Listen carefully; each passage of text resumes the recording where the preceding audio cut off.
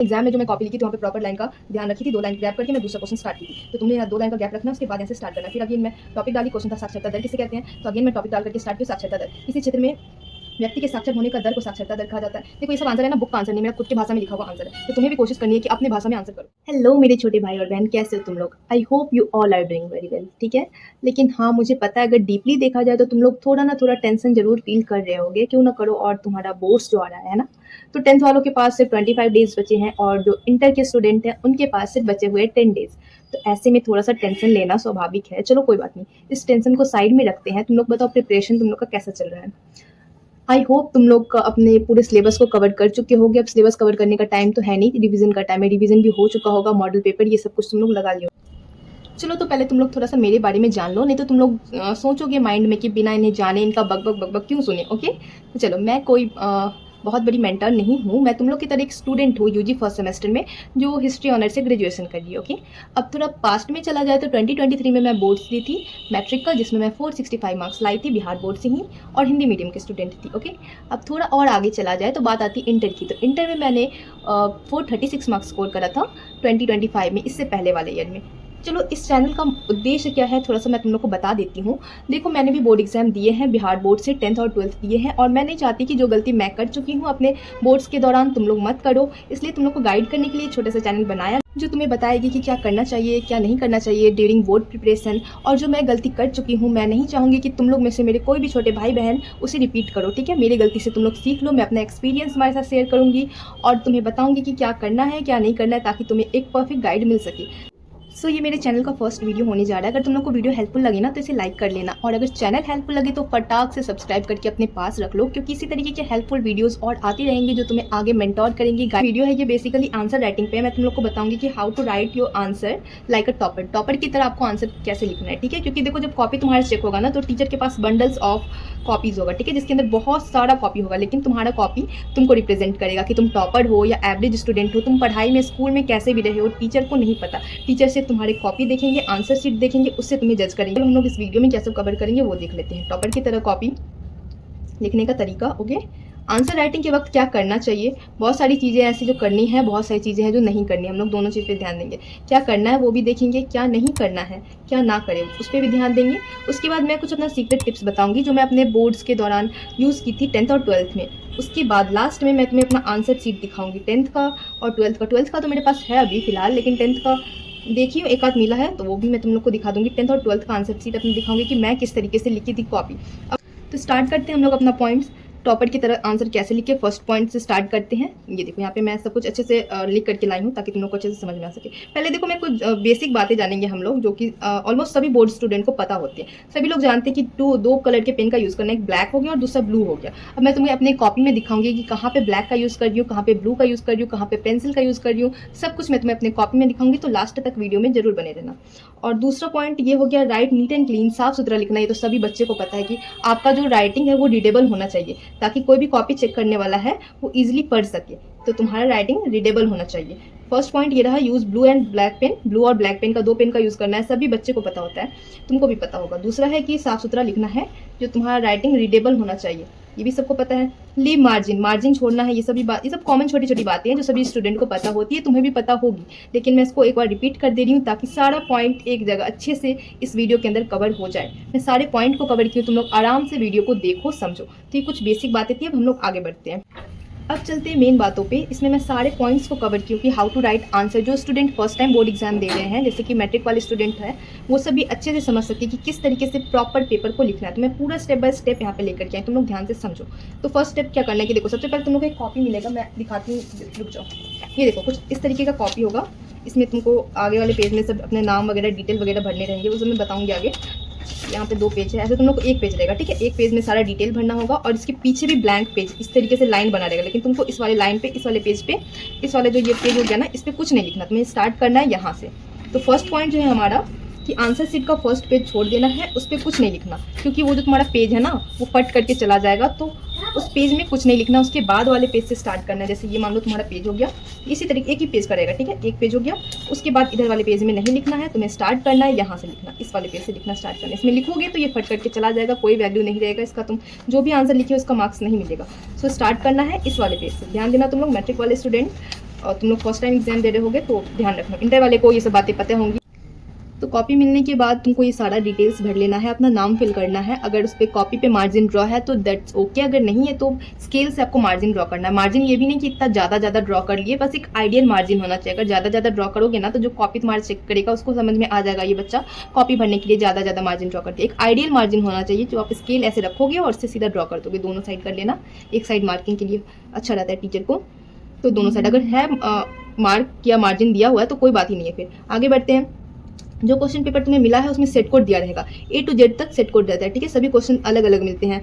Inter वाले बच्चे जानते होंगे, 10th वाले को मैं बता दूं थोड़ा सा। अगर मान लो यहाँ पे तुम्हारे आगे जो बच्चा बैठा है उसको सेट कोड A मिला है, तुम्हें B मिलेगा, उसके बाद पीछे C मिलेगा। सब में अगर ये क्वेश्चन 1 नंबर पे है तो तुम्हारे क्वेश्चन बुकलेट के अंदर वो क्वेश्चन 5 नंबर पे हो सकता है, 6 नंबर पे हो सकता है, ठीक है। तो तुम्हारा जो क्वेश्चन रहेगा उसमें सेट कोड लिखा रहेगा, वो सेट कोड को भर देना, OMR पे भी मार्क लगा देना। आगे बढ़ते हैं। अब तुम्हारा नेक्स्ट स्टेप होगा कि क्वेश्चन को ध्यान से पढ़ो, जो आए मार्क कर लो। एक जैसे 2 मार्कर क्वेश्चन में 30 क्वेश्चन रहता है, 2x वाला क्वेश्चन है ना, आपको दोगुना प्रश्न दिया रहता है, 30 क्वेश्चन है। तो मान लो 1 2 3 4 5 6 इस तरीके से क्वेश्चन है, हम लोग देखे जा रहे हैं। पर एक लाइन से आपको सारा क्वेश्चन पढ़ना है। अगर देखो कि तुम्हें 3 नंबर क्वेश्चन आ रहा है तो 3 नंबर क्वेश्चन पे मार्क कर लो, ताकि इसका आंसर तुम्हें अगर 100% पता है तो इसको मार्क कर लो, इसका ही आंसर तुमको लिखना है। पहले 5 नंबर आ रहा है, 6 नंबर नहीं आ रहा है, 7 नंबर आ रहा है, जो आ रहा है तुमको उसको मार्क करते हुए चले जाना है। अब आगे बढ़ते हैं। आंसर को कॉपी पे लिखने से पहले दिमाग में फ्रेम करना जरूरी है। ये बात तुम लोग को ध्यान देना है कि अगर मान लो 3 नंबर का क्वेश्चन का आंसर तुम्हें आ रहा है तो डायरेक्ट आंसर पे नहीं कूद जाना है। सबसे पहले दिमाग में फ्रेम करना है, क्वेश्चन क्या पूछ रहा है, इसका आंसर किस तरीके से देना है, उस आंसर को सबसे पहले दिमाग में फ्रेम कर लो, देन आप कॉपी पे लिखना शुरू करो। आगे बढ़ते हैं। जो क्वेश्चन का आंसर 100% श्योर हो वो पहले लिखो, पॉसिबल हो तो सीक्वेंस वाइज लिखो। देखो अगर मैं बता रही हूँ कि 1 2 3 4, अगर 1 नहीं आ रहा मेरे को, 2 भी नहीं आ रहा, मुझे 3 नंबर आ रहा है तो मैं पहले 3 नंबर लिखना स्टार्ट करूँगी। उसके बाद मुझे 5 नंबर आ रहा है, 4 नहीं आ रहा तो मैं उसके बाद 5 लिखूंगी। ऐसा देखो 3 आ रहा है 5 आ रहा है, तो ऐसा नहीं कि मैं पहले 5 लिख लूँ फिर 3 लिखूंगी, सीक्वेंस वाइज लिखना है। 3 आ रहा है इसलिए मैं पहले तुम्हें बोली कि मार्क करके रख लो। अगर 3 आ रहा है, 5 आ रहा है, 7 आ रहा है, 9 आ रहा है, 10 आ रहा है, ठीक है, 8 नहीं आ रहा है, बीच में मान के चलते हैं, 9 आ रहा है, 10 आ रहा है, तो अब तुम इस तरीके से मार्क कर लियो। ये सब क्वेश्चन मुझे बनाना है, तब उसमें सीक्वेंस देखो, पहले 3 लिखेंगे, फिर 5 का आंसर लिखेंगे, फिर 7 का आंसर करेंगे, फिर 9 का आंसर करेंगे, फिर 10 का आंसर करेंगे। तो जो तुम्हें आ रहा है 100% श्योर उस पर टिक कर लो, उसके बाद तुम सीक्वेंस वाइज चलो, 3 5 7 9 10। ऐसा नहीं कि मैं पहले 5 बना ली, फिर 9 बना ली, फिर मूड किया तो 7 बना ली, फिर 6 भी बनाना है, इस तरीके से नहीं करना है, ठीक है। पहले तुम मार्क कर लो, उसके बाद सीक्वेंस वाइज आंसर लिखना स्टार्ट करो। अब नेक्स्ट स्टेप आता है कि ऊपर में क्वेश्चन टाइप लिखो, फिर क्वेश्चन नंबर, और क्वेश्चन नंबर को हमेशा सेंटर में लिखना। चलो इस पे देखते हैं। सबसे पहले तुम्हें क्या करना है कि ऊपर में क्वेश्चन टाइप लिखना है। सबसे पहले तो सेक्शन लिख देना, क्वेश्चन टाइप से पहले भी सेक्शन लिखना पड़ेगा। सेक्शन बी लिख देना, क्योंकि सेक्शन ए में ऑब्जेक्टिव रहता है, सेक्शन बी से सब्जेक्टिव स्टार्ट होता है। इंग्लिश वाले सेक्शन बी इंग्लिश में लिख लेंगे, हिंदी मीडियम वाले खंड ब लिख लेंगे। उसके बाद यहाँ पे एक लाइन छोड़ देना, मैं लाइन छोड़ी नहीं थी, थोड़ा सा पे कंजेस्टेड लग रहा होगा, तुम लोग एक लाइन छोड़ करके यहाँ से लिखना। अब यहाँ पे क्वेश्चन टाइप क्या है, तो शॉर्ट आंसर टाइप क्वेश्चन है, तो इंग्लिश वाले इंग्लिश में लिख लेंगे short answer type question.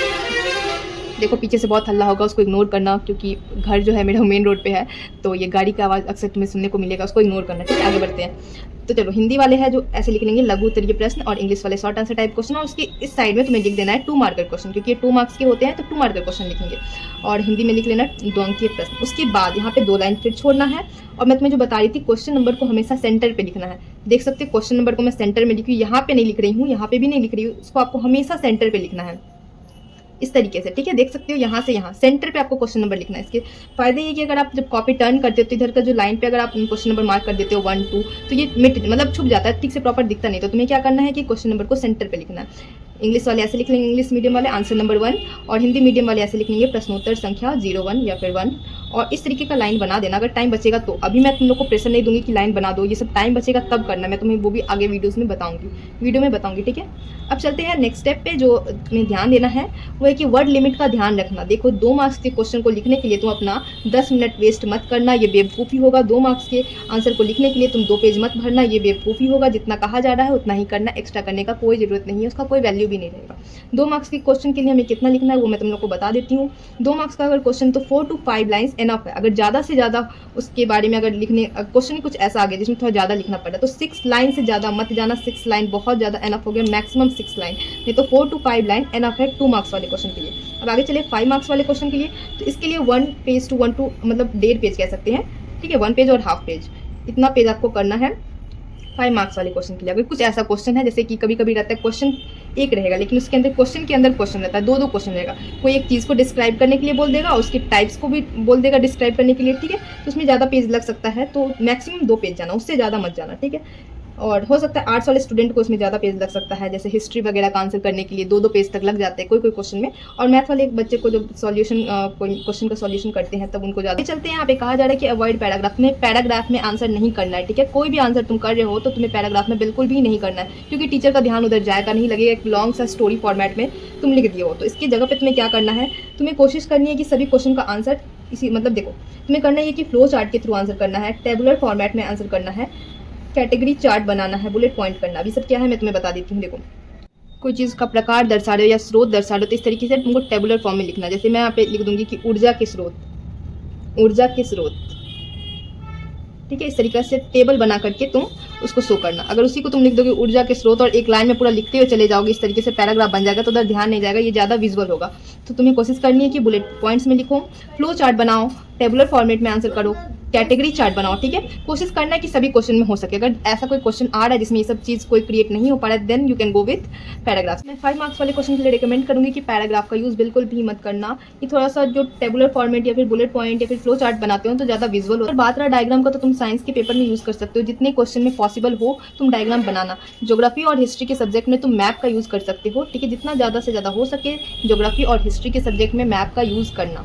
Answer writing करते करते सपोज दैट तुमसे कुछ गलती हो गई, अब क्या करें। तो पैनिक, तो सबसे पहले बात कि पैनिक बिल्कुल नहीं होना है। सबसे पहले तुम्हें क्या करना है कि घिचर पिचर जो तुम लोग करते हो ना, उसको नहीं करना है, क्योंकि घिचर पिचर करोगे तो तुम्हारा कॉपी पूरा गंदा दिखेगा। एक सिंगल कट लगाना है और आगे बढ़ना है। जैसे मैं तुम्हें यहाँ पे दिखाती हूँ, एप्पल का स्पेलिंग मेरे से गलत हो गया, APLE मैंने एप्पल लिख दिया। अब गलत नहीं हुआ भाई, बचपन से पढ़ते आ रहे एप्पल का स्पेलिंग किसको नहीं याद होगा। मैं तुम्हें समझाने के लिए बोल रही हूँ, APLE एप्पल मैंने यहाँ पे लिखा, यहाँ पे भी लिखा APLE एप्पल, लेकिन यहाँ पे जो कट की हूँ एक सिंगल लाइन से कट की हूँ और यहाँ पे घिचर पिचर हुआ। तो ये वाला घिचर पिचर वाला कॉन्सेप्ट जो है ना वो नहीं करना तुम्हें भी। आगे बढ़ते यहाँ पे कहा जा रहा है कि हेडिंग और सब हेडिंग को ध्यान से लिखना। चलो, तो तुमको डायरेक्ट आंसर लिखने पे नहीं आ जाना। उससे पहले तुमको हेडिंग बताना है कि किस टॉपिक पे तुम आंसर लिख रहे हो, हेडिंग, और उसके अंदर अगर सब हेडिंग निकलता है तो सब हेडिंग भी लिखना है। अब इसको मैं बता रही हूँ, यहाँ पे एक एग्जांपल लेके आई हूँ, इसके थ्रू मैं तुम्हें समझा दूंगी कि कैसे हेडिंग और सब हेडिंग करना है। डायरेक्ट आंसर मत लिखने लगना, हेडिंग या सब हेडिंग का सिम्बॉल डालना। देखो हेडिंग और सब हेडिंग का सिम्बॉल भी डिफरेंट होगा, मैं तुम्हें आगे बता दी। देखो जैसे कि क्वेश्चन है, इसका सगुण भक्ति और निर्गुण भक्ति में अंतर लिखिए। ये हिस्ट्री क्लास 12th का एक क्वेश्चन है, ठीक है। सगुण भक्ति और निर्गुण भक्ति में अंतर लिखना है। तो यहाँ पे क्वेश्चन में कहा जा रहा है कि सगुण भक्ति और निर्गुण भक्ति में अंतर लिखिए। तो इसका आंसर मैं कैसे किया, यहाँ पे सबसे पहले एक सिंबल डाल दी और ये रहा हमारा हेडिंग, ये हमारा हेडिंग हो गया। तो हेडिंग में लिखी हूँ सगुण भक्ति और निर्गुण भक्ति के में अंतर निम्नलिखित है। इस तरीके से मैंने हेडिंग बना दिया। और हेडिंग बनाने के बाद ये वाला लाइन देना मत भूलना, लाइन दे देना, इससे अच्छा प्रेजेंटेबल लगता है। अगर टाइम बचता है तो, नहीं बचता तो कोई बात नहीं। अगर लाइन देना तो मैं बता दे रही हूँ, ये जो लाइन है ना पहले से बनी हुई है, इसके ऊपर आपको लाइन ड्रॉ करना है, ये देखो इस तरीके से। उसके बाद मैं यहाँ पे सब हेडिंग डाली हूँ सगुण भक्ति निर्गुण भक्ति, इसका सिंबल अलग अलग है, इसका ध्यान रखना। सब छोटी छोटी चीज़ें हैं जिन्हें आप करते हो तो आपका कॉपी ज़्यादा प्रेजेंट। अब आगे बढ़ते हैं, इसमें कहा जा रहा है एग्जाम्पल हमेशा लिखना। इससे लगेगा स्टूडेंट में नॉलेज है, वो सिर्फ रट्टा नहीं मारा। अगर कोई भी क्वेश्चन तुम आंसर करते हो तो उससे रिलेटेड एग्जाम्पल, 1-2 एग्जाम्पल जरूर लिखना, अगर एग्जाम्पल बन रहा है तो। अगर नहीं है उसमें एग्जाम्पल तो कोई बात नहीं, आप आगे बढ़ सकते हो। लेकिन अगर एग्जाम्पल वाला क्वेश्चन है तो अगर नहीं भी पूछा गया क्वेश्चन में कि जैसे कि कोई रहता है ना कि इसको इसकी परिभाषा लिखे, कोई चीज़ का परिभाषा लिखे और उसके उदाहरण दे, तो तुम परिभाषा लिख के उदाहरण देते हो। अगर सिर्फ रहे कि परिभाषा लिखे तो परिभाषा लिखने के बाद भी तुम अपने मन से एग्जाम्पल दे देना इससे। और यहाँ पे हिस्ट्री वाले स्टूडेंट के लिए एक मैं टिप्स देना चाहूँगी तुम लोगों को कि देखो अगर डेट अगर तुम लोगों को याद है ना 100% कन्फर्म है कि ये वाला इवेंट इस डेट में हुआ था, तो उस डेट को मेंशन जरूर करना। इससे भी लगेगा कि स्टूडेंट में नॉलेज है, वो सिर्फ रट्टा नहीं मारा है। तो हिस्ट्री वाले स्टूडेंट के लिए मैं बता रही हूँ, अगर तुम्हें डेट 100% याद है, देखो थोड़ा बहुत का डाउट मत रखना, अगर 100% याद है वो डेट को तो अपने आंसर में मेंशन कर दो डेट को और इस तरीके से अंडरलाइन कर दो। अब आगे बढ़ते हैं मैथ्स वाले स्टूडेंट के लिए एक छोटा सा टिप्स है कि मैथ वाले स्टूडेंट जब कोई क्वेश्चन का सॉल्यूशन करते हैं उसके बाद जो लास्ट में आंसर आएगा ना तो आप उसको बॉक्स में डाल देना। जैसे मान लो 24 आंसर आता है, कोई भी मैं यहाँ पे सॉल्यूशन लिख करके स्टार्ट करती हूँ, या फिर हिंदी वाले स्टूडेंट क्या लिखते हैं सॉल्यूशन को हिंदी में, हल लिखते हैं ना, हाँ हल लिख करके स्टार्ट करना है और लास्ट में जाकर के आंसर या फिर उत्तर, हिंदी वाले स्टूडेंट उत्तर लिख देंगे, इंग्लिश मीडियम वाले आंसर लिख करके आंसर जो आएगा, जो उत्तर आएगा आपको उसे तुम्हें बॉक्स के अंदर इस तरीके से बंद कर देनी है, ताकि जो आंसर जो तुम्हारा चेक कर रहा है उसका नज़र एक बार में पड़े कि यहाँ पे आंसर है। और वो पूरा प्रोसेस को चेक करना चाहे तो आप तो पूरा प्रोसेस को किए हो पेपर में तो वो पूरा प्रोसेस चेक करेगा। बाकी जब एक आंसर कंप्लीट हो जाए तो एंडिंग लाइन बना देना पेंसिल से। अगर एक आंसर कर लिए हो, जैसे कि मैं तुम्हें इससे पहले वाले पेज पे ले जाना चाहूँगी, देखो जैसे ये वाला क्वेश्चन था, तो इसका मैं आंसर कर ली हूँ। उसके बाद एंडिंग लाइन इस तरीके से बना देना है, पेंसिल से बनाना इस एंडिंग लाइन को। इससे पता चलेगा कि ये जो तुम्हारा आंसर है प्रश्न संख्या 1 यहाँ तक है, यहाँ तक आंसर कंप्लीट हो चुका। तो ये लाइन बनाना मत भूलना, कोई भी आंसर कंप्लीट करो उसके बाद लाइन बना दो, देन तुम प्रश्नोत्तर संख्या 2 या फिर जो भी तुम्हारा प्रश्नोत्तर संख्या वो लिख करके आगे बढ़ो। एक आंसर कंप्लीट हो इस तरीके से लाइन बना दो, फिर दूसरा आंसर कंप्लीट हो इस तरीके से लाइन बना दो। समझ गए? आगे चलते हैं। यहाँ पे लिखा हुआ कि आगे क्वेश्चन में मैं बताऊंगी कि कहाँ पे ब्लू पेन यूज़ करना है, कहाँ पे ब्लैक पेन यूज़ करना है, कहाँ पे पेंसिल यूज़ करना है। मैं अपना जब आंसर शीट दिखाऊंगी ना तो तुम्हें आगे बताऊंगी। अब आगे चलते हैं। इस तरह पहले सभी शॉर्ट आंसर बना लेना, उसके बाद लॉन्ग क्वेश्चन करना। देखो सबसे पहले तुम्हें 2 टाइप के क्वेश्चन मिलेंगे, 2 मार्कर रहेंगे और दूसरा जो रहेगा वो 5 मार्कर रहेगा। तो पहले तुम्हें 2 मार्कर को सॉल्व करना, उसके बाद 5 मार्कर पे जाना। ऐसा नहीं कि कुछ क्वेश्चन 2 मार्कर के कर रहे हो, कुछ 5 मार्कर भी उसमें मिला दे रहे हो। आई थिंक इतना बेसिक नॉलेज सबके पास होगा। पहले वो 2 मार्कर वाले क्वेश्चन के अब डाल दोगे हेडिंग में, स्टार्टिंग में ऊपर में कि शॉर्ट आंसर टाइप क्वेश्चन, लघु उत्तरीय प्रश्न है, 2 अंक के प्रश्न, 2 मार्कर क्वेश्चन। उसके बाद सब 2 मार्कर क्वेश्चन तुम्हें करना है। उसके बाद जब 2 मार्कर खत्म हो जाएगा फिर तुम्हें 5 मार्कर क्वेश्चन, दीर्घ उत्तरीय प्रश्न, long answer type question, 5 marker question को स्टार्ट करना है और तब 5 मार्कर क्वेश्चन को कंप्लीट करना है। तो चलो अपने नेक्स्ट टॉपिक पे आते हैं, जिसमें हमें देखना है कि आंसर राइटिंग के समय क्या करना है क्या नहीं करना है। तो सबसे पहले यहाँ पे लिखा हुआ है ज़्यादा से ज़्यादा फ्लो चार्ट्स, डायग्राम, ईटीसी का यूज़ करना है, विजुअल इंपैक्ट देता है। जैसा कि मैं तुम्हें पहले बताई हूँ, चार्ट और फ्लो चार्ट, बुलेट पॉइंट, ये सब का यूज़ करना है। ये सबको आंसर राइटिंग के दौरान यूज़ करना ही करना है। क्या नहीं करना है तो लंबे लंबे पैराग्राफ मत लिखना, वो बोरिंग लगेगा। ठीक है, लंबे लंबे पैराग्राफ की जगह पे तुम्हें फ्लो चार्ट, डायग्राम और बुलेट पॉइंट का यूज़ करना है। आगे चलते हैं। फर्स्ट 3 पेज रूल, इसको ध्यान में रखना। फर्स्ट 3 पेज रूल में क्या है कि पहला 3 पन्ना आंसर जब तुम लिखना स्टार्ट करोगे 3 पेज में कोई भी गलती मत करना, क्योंकि वही तुम्हारा फर्स्ट इंप्रेशन होता है। जब तुम्हारे टीचर तुम्हारा कॉपी चेक करेंगे तो पहला 3 पन्ना एकदम अच्छा से लिखा हुआ रहेगा, बिना कोई गलती के, बिना कोई कट कुट के, बिना कोई घिचे पिचर के। ठीक है, तो इसमें ध्यान रखना पहला 3 पेज जो है तुम्हारा बहुत अच्छा लिखा होना चाहिए, एकदम अच्छे तरीके से, साफ सुथरे हैंड राइटिंग। अब आगे बढ़ते हैं। थर्ड पॉइंट में कहा गया कि अगर आंसर लिख के आधा अधूरा भूल जाओ तो वहाँ पे क्या करना है, पैनिक नहीं होना है। कि मत सोचने लग जाना कि इसके आगे क्या होगा, उसमें तुम टाइम वेस्ट कर रहे हो, बिल्कुल मत करना है ऐसा। 2 लाइन छोड़ देना और आगे के क्वेश्चन की तरफ मूव करना। जब तुम्हें याद आएगी उस 2 लाइन में लिख देना, या फिर जब टाइम बचेगा लास्ट में तुम अपने से खुद से बना करके भी लिख सकते हो, लेकिन उसी जगह पर स्टक रहना ये तुम्हारी बहुत बड़ी बेवकूफ़ी होगी। उसको छोड़ करके 2 लाइन छोड़ देना और नेक्स्ट क्वेश्चन की तरफ मूव करना। आगे देखते क्या और करना है। 2 आंसर के बीच 2 लाइन का गैप जरूर रखना है। अगर तुम यहाँ पे कोई आंसर खत्म करते हो, जैसे मैं तुम्हें बताई, इस तरीके का एंडिंग लाइन बनाना है। उसके बाद 2 लाइन छोड़ करके दूसरा क्वेश्चन को लिखना स्टार्ट करना है, यानी दूसरा प्रश्नोत्तर संख्या, इस तरीके से दूसरा लिखना स्टार्ट करना है। 2 लाइन कम से कम छोड़ देना, 2 लाइन का गैप होना चाहिए, ये आइडियल लगता है। अब आगे देखिए, जो क्वेश्चन में पूछे वही जवाब दो। एक्स्ट्रा कोई भी अपने मन से, अपने तरफ से कोई भी एक्स्ट्रा इन्फॉर्मेशन देने का कोई ज़रूरत नहीं है, उसका कोई वैल्यू नहीं है। इसके बजाय जो पूछा जा रहा है वही तुम्हें जवाब देना। अगर एक्स्ट्रा इन्फॉर्मेशन दोगे तो उसका कोई वैल्यू भी नहीं है और ये तुम्हारा बहुत टाइम लॉस करेगा आगे आंसर लिखने के लिए। तो जो पूछा जाए उसी का जवाब दो। अब आगे देखिए, डायग्राम हमेशा पेंसिल से बनाओ। देखो जो डायग्राम है, जो साइंस के स्टूडेंट होंगे उन्हें डायग्राम बनाना होगा, या फिर मैथ के स्टूडेंट को ग्राफ बनाना होगा। ये सब चीज़ें तुम लोग पेंसिल से करना। अगर गलत हो भी जाए तो उसे आप इरेज करके फिर से बना सको। ठीक है, लेबल डायग्राम वगैरह बनाना होता है, हाइट का हो गया 10th क्लास में, जैसे कि डाइजेस्टिव सिस्टम, ये सब हो गया बनाना। तो ये सब तुम पेंसिल से बनाओ ताकि गलती हो तो तुम इसे इरेज करके फिर से बना सको। आगे चलते हैं। आंसर हमेशा अपने वर्ड्स में लिखना, लैंग्वेज में लिखना। मतलब देखो, आंसर जब भी तुम लिखो, कोई भी सब्जेक्ट का हो, तुम्हें अपने भाषा में लिखना। अब ये नहीं कि भोजपुरी भाषा या फिर तुम अपने क्षेत्रीय भाषा में लिख रहे हो, ऐसा नहीं करना है। मतलब जो तुम्हारा जो कॉमन लैंग्वेज है उसमें लिखना है। ये नहीं कि बुक वाला एकदम भारी भारी वर्ड का यूज़ कर रहे हो। ऐसा करोगे ना तो लगेगा कि तुम्हारा आंसर रटा हुआ है, बुक से रटा हुआ है। अगर तुम अपने लैंग्वेज में लिखते हो तो टीचर पे ये एक अच्छा प्रभाव बनाता है, जैसे कि लगेगा कि बच्चा खुद मेहनत किया है, खुद चीज़ों को समझा है, उसके बाद लिखने का कोशिश किया। और भारी भारी जो वर्ड्स है बुक वाला, तुम अगर उसको रट करके लिख देते हो तो आंसर तो लगेगा भाई बहुत अच्छे क्लास का आंसर लिखा हुआ, लेकिन वो लगेगा कि बुक से रटा हुआ है। और जो तुम अपने लैंग्वेज में लिखोगे वो लगेगा कि बच्चा समझ करके आंसर को खुद से लिखने का कोशिश किया है। तो ये ज़्यादा अच्छा इंपैक्ट देगा। तो आंसर को हमेशा अपने वर्ड्स, अपने लैंग्वेज में लिखना है। आगे चलते हैं। इससे ऑथेंटिक लगेगा। हाँ, तो मतलब ये जो आंसर है तुम्हारा वो ऑथेंटिक लगेगा। ठीक है, ये नहीं लगेगा कि कहीं से तुम कॉपी पेस्ट किए हो, कोई बुक से, कोई गाइड से देख करके, याद करके और लिख दिया, ऐसा नहीं लगना चाहिए। ठीक है, अब आगे चलते हैं। रफ करके कट लगा देना। मैथ वाले स्टूडेंट का क्या है कि लास्ट 2 पेज रखना तुम रफ करने के लिए। कोई भी सॉल्यूशन कर रहे हो उसमें रफ करना हो तो लास्ट 2 पेज में रफ करना, और लास्ट में जब आपका पेपर हो जाए तो उसको कट लगा देना। कट लगा देना ताकि पता चले ये सब रफ यूज है। ऊपर में तुम लोग लिख सकते हो रफ यूज या फिर रफ वर्क, और उस पेज में सारा रफ वर्क करना और लास्ट में एक बड़ा सा कट लगा देना।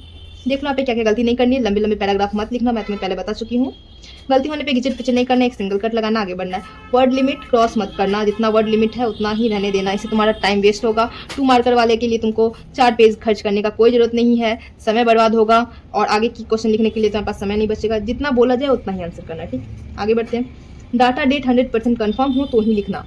हिस्ट्री वाले स्टूडेंट का मैं बता रही थी, मैं जैसा पहले बताई थी, अगर तुम्हें डेट 100% याद है कि यही डेट में ये इवेंट हुआ था, तब तुम उस डेट को डालना 100% लिख देना। अगर तुम्हें 99% लग रहा है, 1% डाउट भी है ना, तो छोड़ देना। इसमें क्या है ना कि अगर तुम उसे हाईलाइट कर दोगे और गलत है, मान के चलो 99% में लग रहा था सही है, अगर गलत ही लिख दिए वो डेट और इस तरीके से हाईलाइट किए हुए, तो टीचर का नज़र डायरेक्ट आपके डेट पे जाएगा, जो तुम डेट लिखे हो वहाँ पे जाएगा, और गलत डेट पे तुम हाईलाइट किए हो तो समझ जाएंगे कि इसका कॉपी कहीं ना कहीं गलत है, या फिर आगे भी इसकी कॉपी में गलती होने के चांसेस हैं। तो 100% जब तक कंफर्म ना हो तब तक डेट मत लिखना।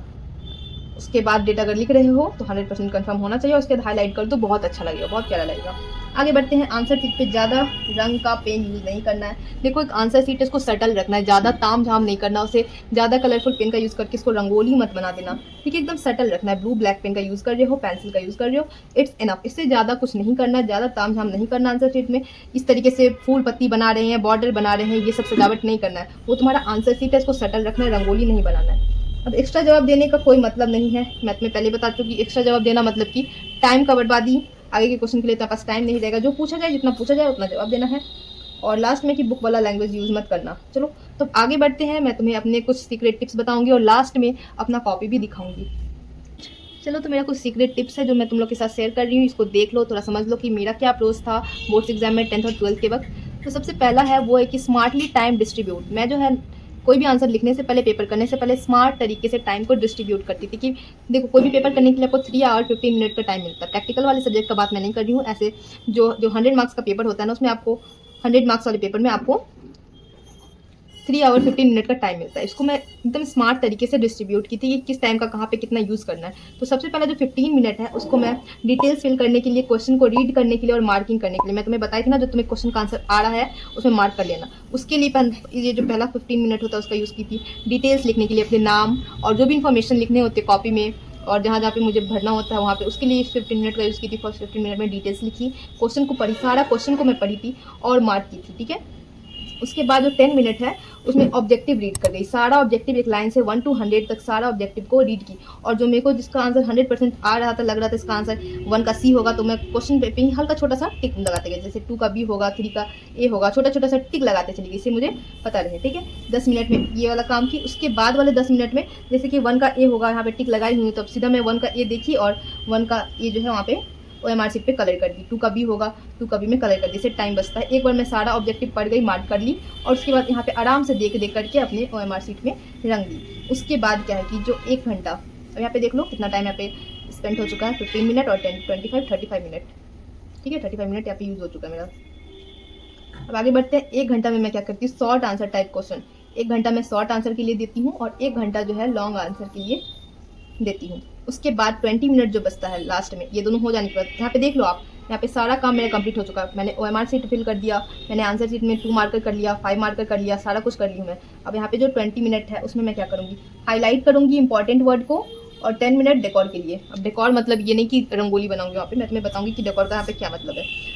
हाईलाइट करूँगी, जैसे कि कोई इंपॉर्टेंट वर्ड आ गया, जैसे मैं तुम्हें अपना आंसर शीट दिखाऊंगी ना, तो वहाँ पे सब कुछ बताऊँगी, कुछ इंपॉर्टेंट वर्ड है उसको हाईलाइट कर देना है। इस मान लो यहाँ पे हाईलाइट करना है, हाईलाइट हमेशा पेंसिल से करना, ठीक है, ये भी मैं आगे लिखी हुई हूँ, वो भी बता दूंगी। हाईलाइट करना हो गया 10 मिनट के अंदर, या फिर थोड़ा बहुत डेकोर, जैसे यहाँ पे प्रश्न संख्या लिखी, प्रश्नोत्तर संख्या, इस तरीके से प्रश्नोत्तर संख्या लिखी हूँ। तो मैं तुम्हें बताई थी ना कि आप एक लाइन बना देना इस तरीके से। तो ये सब काम इसी लास्ट 10 मिनट में करूँगी। अगर टाइम बचता है तो, अगर नहीं बचता है तो इसे छोड़ देंगे, इसका वैल्यू नहीं है। इसे करने से थोड़ा तो कॉपी अच्छा दिखेगा, लेकिन अगर टाइम बचता है, अगर टाइम बचता है तब करना, अगर टाइम नहीं है तो छोड़ देना। इस तरीके से बॉक्स बना दूंगी, ठीक है। ये सब काम ये 10 मिनट के अंदर डेकोर में ये सब आता है हमारा, छोटा छोटा डिटेल को इंक्लूड करना। उसके बाद क्या है, 20 मिनट जो लास्ट का होगा वो होगा लास्ट चेकिंग टाइम। एक बार अच्छे से पूरे आंसर शीट को देख लेना है, क्या छूटा क्या नहीं छूटा। अगर कोई आंसर छूट गया था जिसके लिए मैंने 2-3 लाइन छोड़ रखा था, वो आंसर मुझे याद आता है तो उसको कर लेना। ये फाइनल टाइम होगा, लास्ट 20 मिनट जो है ये फाइनल है हमारा, इसके बाद और कोई टाइम नहीं है।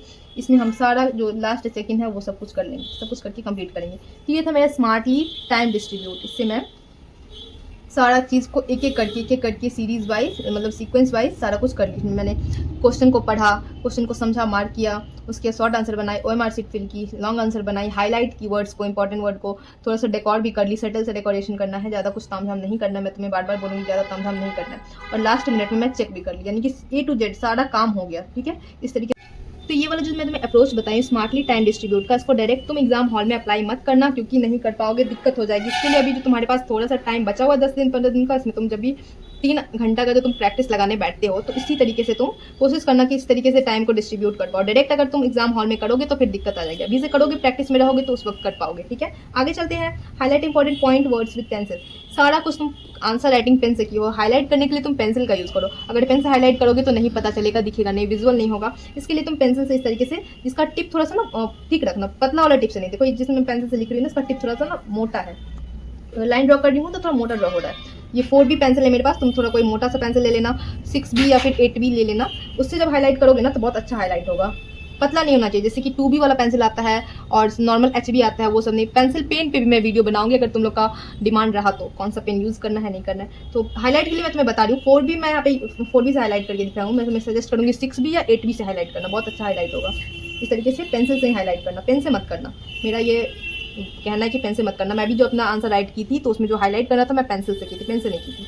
अब आगे चलते हैं। 5 मार्कर वाले में एक चार्ट डेफिनेटली बनाना। 5 मार्कर वाला क्वेश्चन है, उसमें मैं तुम्हें बोल रही हूँ कि पैराग्राफ मत करना, लेकिन 5 मार्कर वाले में ना तुम एक चार्ट जरूर बना देना। वो एक चार्ट पूरा आंसर को शो कर देगा। इस तरीके मैं तुम्हें अभी आंसर में दिखाऊंगी किस तरीके से मैं की थी। आगे बढ़ते हैं। जब चार्ट के थ्रू आंसर शो हो करोगे तो पढ़ने में ईजी होगा। जैसे कि मैं तुम्हें पहले बता चुकी हूँ, टीचर को पढ़ने में आसानी होना चाहिए, टीचर को तकलीफ नहीं देना है, टीचर को एकदम लगना चाहिए एकदम ईजिली कॉपी चेक हो रहा है। इस तरीके से सब कुछ आराम से विजुअल होना चाहिए उनको। आगे बढ़ते हैं। एग्जाम्पल डेट डाटा आंसर को दूसरों की तुलना में ज़्यादा इन्फॉर्मेटिव दिखाता है, इसे अंडरलाइन जरूर करना। एग्जाम्पल इंक्लूड करना, मैं सारे क्वेश्चन में कोशिश की थी कि एग्जाम्पल इंक्लूड हो जाए। मैं जो भी मेरा हिस्ट्री सब्जेक्ट था, आर्ट्स था, तो मैं हिस्ट्री में जितना से ज़्यादा हो सके मैं डेट इंक्लूड की थी, डेटा इंक्लूड की थी। इससे क्या लगता है ना कि आपका आंसर इन्फॉर्मेटिव है, इसके अंदर आंसर में दम है। सिर्फ हवाबाजी के लिए अब नहीं मैंने 2-3 पैराग्राफ लिख दिया, वैसा नहीं। इसमें क्या है कि इन्फॉर्मेटिव लगेगा, डाटा से, डेट से, एग्जाम्पल से। तो ये सब कोशिश करना कि इंक्लूड करो। चलो बस करते हैं अब इसको, देखते हैं कि रियल कॉपी पे कैसा दिखता है। जितना भी मैं तुम्हें अभी स्टार्टिंग से लेकर अभी तक बताई हूँ सबको कॉपी पे देखते हैं कैसा। और इसी तरीके से मैं अपने बोर्ड एग्जाम में भी लिखी थी, कॉपी पे देखते हैं कैसा। और इसी तरीके से मैं अपने बोर्ड एग्जाम में भी लिखी थी। ये देखो, सबसे पहले मैंने यहाँ पे खंड ब डाला था, इंग्लिश मीडियम वाले सेक्शन भी डाल दोगे। और उसके बाद यहाँ पे लघु उत्तरीय प्रश्न लिखा, उसके बाद प्रश्नोत्तर संख्या 1 डाला, उसमें बॉक्स के अंदर इसको बंद कर दी थी जैसे मैं तुम्हें बताई थी। और यहाँ पे मैं लाइन नहीं ड्रॉ की थी, देखो। तो ये सब थोड़ा रह गया, छूट गया था, लेकिन मैं आंसर शीट जब वहाँ एग्जाम हॉल में लिखी थी ना तो वहाँ पे प्रॉपर सारा कुछ करके आई थी, क्योंकि मैं टाइम पे इतना पकड़ बना ली थी कि 10 मिनट, लास्ट का 10 मिनट डेकोरेशन के लिए मेरे पास बच जाता था। तो ये सब लाइन वगैरह मैं ड्रॉ करके आती थी। अब देखो मैं तुम्हें जैसे बताई थी टॉपिक और सब टॉपिक डालना है, तो टॉपिक मैं पे डाली जनसंख्या घनत्व। क्वेश्चन था कि जनसंख्या घनत्व किसे कहते हैं, ठीक है। तो मैं इसका आंसर करी थी। सबसे पहले यहाँ पे टॉपिक डाली जनसंख्या घनत्व, उसके बाद इसका डेफिनेशन लिखी। प्रति किलो क्षेत्रफल में रहने वाले जनसंख्या को जनसंख्या घनत्व कहते हैं, अर्थात 1 किलोमीटर लंबाई तथा 1 किलोमीटर चौड़ाई में जितनी जनसंख्या निवास करते हैं वो जनसंख्या घनत्व कहलाते हैं। बस सिर्फ क्वेश्चन था कि जनसंख्या घनत्व किसे कहते हैं। मैं पे जनसंख्या का डेफिनेशन दी, परिभाषा लिखी, उसके बाद में अपने मन से उदाहरण भी लिख दी। और यहाँ पे आप देखो उदाहरण जो है वो थोड़ा इसमें डेटा वाला है, इसके अंदर जो बिहार का जनसंख्या घनत्व वो भी मैं मेंशन की हूँ और उसको अंडरलाइन कर दी, इससे आंसर क्या है कि ज़्यादा इन्फॉर्मेटिव लगेगा। और यहाँ पे दूसरा था अरुणाचल प्रदेश का जनसंख्या घनत्व 1029 है, तो इसको भी मैं अंडरलाइन कर दी। और यहाँ पे एक छोटा सा डायग्राम के थ्रू मैं बता भी दी हूँ कि ये देखो 1 किलोमीटर और इधर लंबाई और 1 किलोमीटर चौड़ाई, यानी कि 1 किलोमीटर लंबाई 1 किलोमीटर चौड़ाई के अंदर के एरिया के अंदर आने वाली जो भी पॉपुलेशन है वो जनसंख्या घनत्व कहलाते हैं। इसी तरीके से यहाँ पे एंड कर दी मैं आंसर को, ये पेंसिल से लाइन ड्रॉ की थी। उसके बाद मैं तुम्हें बोलती थी 2 लाइन का गैप रखना, मैं यहाँ पे नहीं रखी, लेकिन एग्जाम में जो मैं कॉपी लिखी थी वहाँ पे प्रॉपर लाइन का ध्यान रखी थी। 2 लाइन गैप करके मैं दूसरा क्वेश्चन स्टार्ट की थी, तो तुमने यहाँ 2 लाइन का गैप रखना, उसके बाद यहाँ से स्टार्ट करना। फिर अगेन मैं टॉपिक डाली, क्वेश्चन था साक्षरता दर किसे कहते हैं, तो अगेन मैं टॉपिक डाल करके स्टार्ट किया साक्षरता दर। किसी क्षेत्र में व्यक्ति के साक्षर होने का दर को साक्षरता दर कहा जाता है। देखो ये सब आंसर है ना, बुक का आंसर नहीं, मेरा खुद के भाषा में लिखा हुआ आंसर है, तो तुम्हें भी कोशिश करनी है कि अपने भाषा में आंसर करो। इसी तरीके से पॉइंट जो भी डेटा वगैरह है उसको मैं अंडरलाइन की हूँ, ये सब पेंसिल से की थी। और यहाँ पे एंडिंग लाइन बनाई हूँ, और भी आगे दिखा देती हूँ तुम्हें। ये देखो दूसरा क्वेश्चन था, ये तुम ध्यान देना कि यहाँ पे मैंने क्वेश्चन नंबर 1 करा, क्वेश्चन नंबर 2 करा, 3 मुझे नहीं आता था तो मैं छोड़ दी, क्वेश्चन नंबर 4 पे डायरेक्ट आ गई हूँ, ठीक है। उसके बाद यहाँ पे क्वेश्चन है कि मतलब क्वेश्चन कह रहा था गहन निर्वहन कृषि की 2 विशेषता लिखने के लिए, तो मैं इस तरीके से पहले हेडिंग डाल दी, गहन निर्वहन कृषि की 2 विशेषता निम्नलिखित है। उसके बाद छोटे छोटे टॉपिक डाल करके लिखी, परिवार का पोषण, दूसरा डाल दी अधिक श्रम की आवश्यकता। उसके बाद इसमें जो मेन पॉइंट मेरे को लगा मैं इसे अंडरलाइन कर दी पेंसिल से। उसी तरीके से एंडिंग लाइन बनाई हूँ, फिर 2 लाइन का गैप देना है, उसके बाद दूसरा क्वेश्चन स्टार्ट करना है। हर क्वेश्चन में देखो मैं यहाँ पे टॉपिक डाली हूँ, उसके बाद इस तरीके से मैं पॉइंट में आंसर को कवर किया। जैसे क्वेश्चन है स्वच्छंद उद्योग क्या होता है? वह उद्योग पर्यावरण प्रिय हो उसे स्वच्छंद उद्योग कहते हैं। एक लाइन में इसका आंसर हो गया। इससे रिलेटेड 2-3 पॉइंट है जो कि स्वच्छंद उद्योग से ही, तो मैं उसे लिखी हूँ। इस उद्योग में कम उत्पादन किया जाता है, मतलब इसका प्रोडक्शन कम किया जाता है। श्रम की आवश्यकता कम होती है, कोई विशेष प्रकार की कच्चा माल की आवश्यकता नहीं होती है। और अपने मन से आप एक उदाहरण दे दी हूँ, इससे आंसर इन्फॉर्मेटिव ज़्यादा लगेगा। जैसे उदाहरण में लिख दी टोकरी निर्माण, और उदाहरण लिखने के बाद इसे पेंसिल से हाईलाइट करती हूँ, सॉरी अंडरलाइन कर दी। ओके, उसके बाद यहाँ पे एंडिंग लाइन बना दी हूँ पेंसिल से। उसके बाद दूसरा क्वेश्चन स्टार्ट की हूँ, क्वेश्चन नंबर 8। सब आप देख लो, उसी तरीके से मैं टॉपिक डाली हूँ, उसके बाद सब टॉपिक डाली हूँ, उसका आंसर राइट की, जो पॉइंट इंपॉर्टेंट लगा उसको पेंसिल से अंडरलाइन कर दी हूँ, एग्जाम्पल डाली हूँ और एंडिंग लाइन बनाई हुई इसी तरीके से। देखो बहुत बच्चे को कन्फ्यूजन रहता है कि अब हम लोग हिंदी मीडियम के तो कुछ इंग्लिश वर्ड लिख सकते हैं या नहीं, तो तुम लोग लिख सकते हो, जहाँ पे फुल फॉर्म की बात आए वहाँ पे लिख। यहाँ पे मेरे को लग रहा है आंसर गलत है, ठीक है, इस पर ध्यान मत देना। तो अगर कोई चीज़ का फुल फॉर्म लिखना हो तो तुम थोड़ा बहुत इंग्लिश लिख सकते हो, लेकिन ज़्यादा इंग्लिश कोशिश करना मत लिखो, क्योंकि तुम हिंदी मीडियम के स्टूडेंट हो। और थोड़ा बहुत अगर चाहो तो टॉपिक में कुछ लिखिए, उसके बगल में उसका इंग्लिश लिख सकते हो, थोड़ा बहुत, ज़्यादा मत करना, ठीक है। जैसे मान के चलो ये साफ्टा, इसका आई थिंक गलत है ये आंसर, तुम लोग इसको माइंड मत करना, गलत है। तो अगर शॉर्ट फॉर्म में लिख करके और उसका फुल फॉर्म इस तरीके से इंग्लिश में लिख सकते हो, ज़्यादा कोशिश करना मत लिखना। इसके बाद आगे देखो, यहाँ पे क्वेश्चन था कि ग्रामीण बस्ती के 2 प्रतिरूपों का उल्लेख कीजिए। तो इसी तरीके से मैं पहले टॉपिक डाल दी, उसके बाद ग्रामीण बस्ती और उसका विशेषता इस तरीके से डाल के अंडरलाइन करती हूँ, हाईलाइट, जो सब पॉइंट इंपॉर्टेंट है, जो वर्ड इंपॉर्टेंट है उसको अंडरलाइन कर दी हूँ। यहाँ पे देख सकते हो मैंने कैटेगरी बना दिया है इस तरीके से, ठीक है। आप लोग देखो चार्ट के थ्रू बनाई हुई आंसर, ये सब में आप लोग देख लो, इसमें टेबल बना हुआ है, इसमें चार्ट टाइप बना हुआ है ना, इसमें पॉइंट बने हुए हैं। यहाँ देखो, यहाँ भी एक छोटा सा चार्ट बना हुआ है, ठीक है। ये सब आंसर पॉइंट में मैंने किया है, जो पॉइंट इंपॉर्टेंट है उसको मैं अंडरलाइन कर दी हूँ। ये ज्योग्राफी का कॉपी है, ये देखो मैं ये फ्लो चार्ट के थ्रू दिखाई हूँ, जनसंख्या परिवर्तन के 3 घटक। तो मैं इसको मेन जो टॉपिक है उसको मैंने बॉक्स के अंदर डाला, उसके बाद 3 लाइन ड्रॉ करके तीनों घटक को मैं शो करती हूँ, उत्प्रवास, आप्रवास, जन्म दर, मृत्यु दर, इस तरीके से मैं सबको इंडिकेट करती हूँ, ठीक है।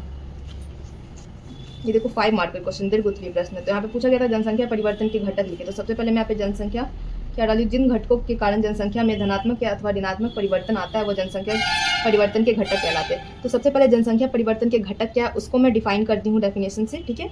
उसके बाद जनसंख्या परिवर्तन के घटक क्या है उसको मैं फ्लो चार्ट के थ्रू दिखा दी हूँ। इससे क्या है कि आंसर एक बार में विजुअल होगा। तो मैं फ्लो चार्ट के थ्रू दिखा दी, उसके बाद सब पॉइंट को मैं यहाँ पे डिस्क्राइब की। देखो जैसे कि जन्म दर है, जन्म दर को मैं यहाँ पे 1 पॉइंट डाल करके डिस्क्राइब की हूँ। जन्म दर से जनसंख्या परिवर्तन होता है। जन्म दर वह दर है जिसमें प्रति 1000 व्यक्ति पर नवजात शिशु होते हैं। उसके बाद कुछ पॉइंट है वो मैं डाल दी, और जो इंपॉर्टेंट बात है उसको मैं अंडरलाइन कर दी। जन्म दर लिखी हूँ, फिर यहाँ पे देखो मृत्यु दर लिखी हूँ, फिर यहाँ पे प्रवास लिखी हूँ। और इस क्वेश्चन का आंसर करने में मेरे को 1 पेज और ये 2 पेज लग गया।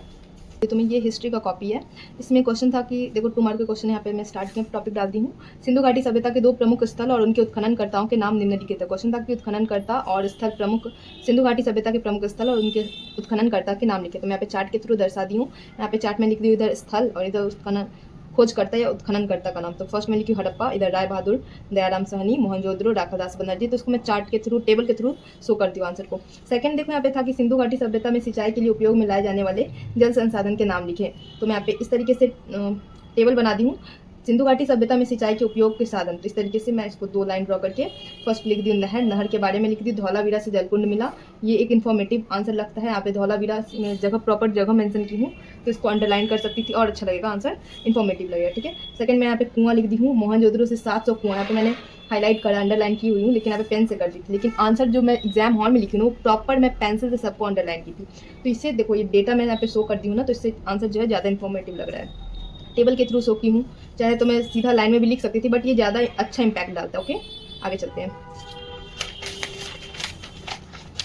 ये देखो वैसे यहाँ पे क्वेश्चन है राजनीतिक केंद्र और राजधानी का, ये चैप्टर 2 से क्वेश्चन है हिस्ट्री का। मौर्य साम्राज्य के 4 प्रमुख राजनीतिक केंद्रों का नाम लिखे। तो यहाँ पे उत्तरापंथ, दक्षिण पंथ, मगध, अवंती और इधर सबका राजधानी। ओके, जैसे देखो हिस्ट्री का एक क्वेश्चन था इब्न बतूता के बारे में लिखे। तो मैं यहाँ पे टॉपिक डाल दी इब्न बतूता और इनके बारे में कुछ बुलेट पॉइंट के थ्रू इसका आंसर शो करने का कोशिश की। पहले यहाँ पे टॉपिक डाल दी इब्न बतूता और इसके बारे में बुलेट पॉइंट के थ्रू शो की। फर्स्ट पॉइंट में लिखी इब्न बतूता भारत में आने वाला विदेशी यात्री था। विदेशी यात्री इंपॉर्टेंट वर्ड लगा मुझे, तो मैं इसे हाईलाइट कर दी पेंसिल से। उसके बाद सेकंड पॉइंट है यह साउथ अफ्रीका के मोरक्को से आया था। कहाँ से आया था वो भी मैं इसे मेंशन कर दी उस आंसर में, और जो मोरक्को जो इंपॉर्टेंट वर्ड है उसे मैं पेंसिल से हाईलाइट कर दी। इसे यात्रा करने का बहुत शौक था, इसी पॉइंट को मैं लिख के जो मेन वर्ड है उसको मैं हाईलाइट कर दी। हाईलाइट करने से क्या है ना कि टीचर का नजर सीधा पॉइंट पे जाएगा और टीचर को समझ में आएगा कि बच्चा में नॉलेज तो है। ओके, तो आगे चलते इसी तरीके से देखो 2 मार्कर क्वेश्चन था और इसमें मैं 4 लाइन में इस आंसर का पूरा सटीक आंसर दी हूँ। इसमें कोई नहीं, इसमें 2 में 2 लाने से कोई भी नहीं रोक सकता है। एकदम पूरा इन्फॉर्मेटिव आंसर है, एकदम सटीक आंसर है। इसी तरीके से एक और क्वेश्चन था कि मीराबाई का परिचय दें। तो यहाँ पे मैंने मीराबाई लिख दिया। पहले मैंने मीराबाई टॉपिक डाल दिया, उसके बाद मीराबाई के बारे में कि मीराबाई कृष्ण भक्त थी। कृष्ण भक्त पॉइंट इंपॉर्टेंट है तो मैं इसे हाईलाइट कर दी। मीराबाई का जन्म राज परिवार में हुआ था। ओके, आगे है उनका शादी राजा भोज सिंह से हुआ, परंतु वे रिश्ता को स्वीकार नहीं की। उनके बारे में 3 से 5 पॉइंट में 3। वैसे ये देखो तो पॉलिटिकल साइंस का कॉपी, इसमें भी मैं उसी तरीके से सारे आंसर को की हूँ। You can see bullet point और फ्लो चार्ट इन इट।